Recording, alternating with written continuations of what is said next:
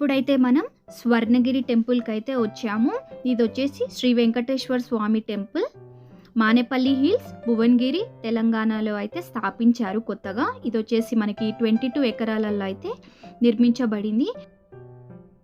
రామానుజ చిన్నజీయర్ స్వామి గారి చేత అయితే ఓపెన్ చేయబడింది మార్చి 6, 2024.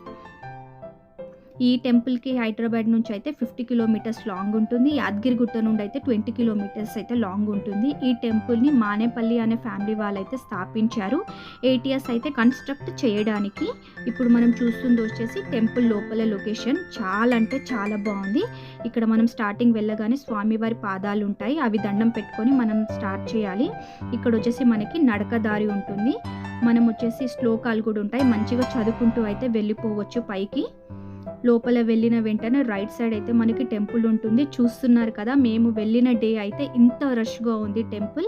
వీకెండ్స్లో అయితే అస్సలు వెళ్ళకండి, మార్నింగ్ హవర్స్లో కూడా అస్సలు వెళ్ళకండి. ఈవినింగ్ అయితే చాలా బాగుంటుంది. అండ్ టెంపుల్స్ టైమింగ్స్ వచ్చేసి మార్నింగ్ 5 to ఆఫ్టర్నూన్ 1, మళ్ళీ ఆఫ్టర్నూన్ 3 to ఈవినింగ్ 9 వరకు అయితే ఉంటుంది. అండ్ పిల్లలతో అయితే ఇంకా మార్నింగ్ హవర్స్లో చాలా ఇబ్బంది పెడతారు. ఈ టెంపుల్లో వచ్చేసి మనకి శ్రీ మహావిష్ణువు కూడా ఉంటారు, చాలా బాగుంటుంది.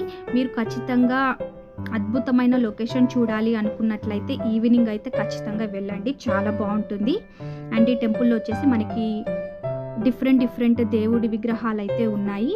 అండ్ నేను టెంపుల్లో తీసుకున్న పిల్లల పిక్స్ కూడా వచ్చేసి దీంట్లో యాడ్ చేశాను.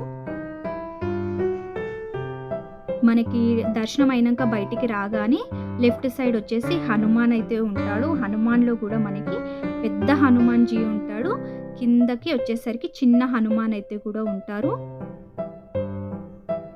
చూసారు కదా ఎంత పెద్ద హనుమాన్, చాలా హైట్లో అయితే స్థాపించారు మనకి.